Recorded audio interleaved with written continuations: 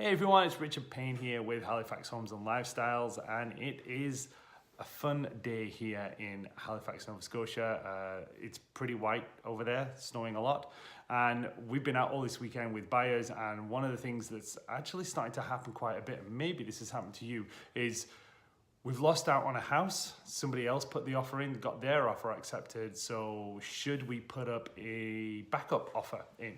And that's one of the things with my clients that I've been looking at this weekend is we were kind of going through and, for whatever reason, we actually didn't manage to get our offer in time because they're away.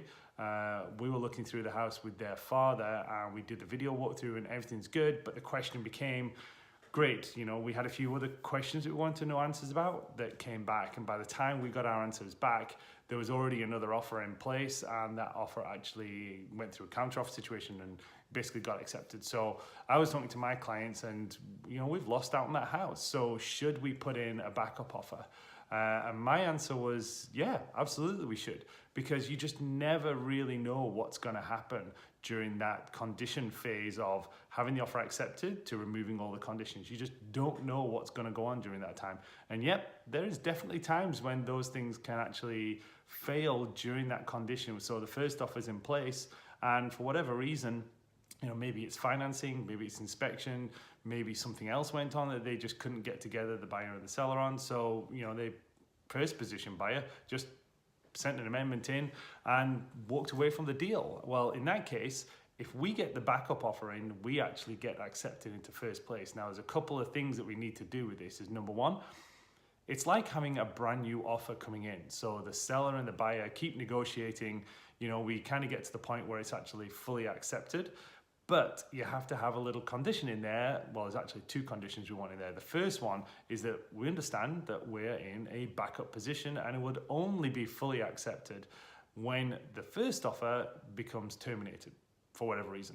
Now, here's the other thing that I'm going to make sure is in my one, which actually has a clause that allows us to rescind the offer, pull back the offer, withdraw the offer on the basis that, the first offer is still in place and that we could find something else. And that's the whole point, is we want to have that condition in there to make sure that we can walk away without any questions, because I'm not going to stop looking for these clients. We might find something else that's going to actually show up that is more suitable. Well, guess what? We've got an offer sitting over here that we've got to deal with. So that's why I want a condition in there that's going to actually protect my clients at the same time. And do you know what? It can happen a lot. It's surprising how many times offers get accepted and then during that due diligence, something goes wrong. Something happens when they actually pull away, terminate the deal, and guess what? If you're in backup position, you naturally slide in, and then you might find that your inspection is perfectly smooth.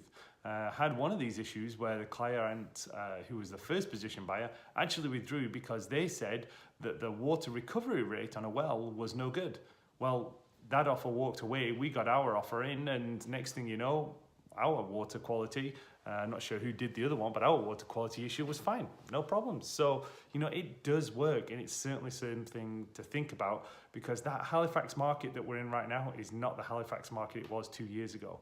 So there are times when we're looking for houses, we find the right one, and before we know it, 2 hours later, somebody else has put the offer in, and we're back to square one starting again. So let's not go back to square one. Let's put a backup offer in. Let's keep looking, but at the same time making sure that there's a condition in the agreement that says we can walk away and rescind our offer at any time, so long as we're only still in that backup position.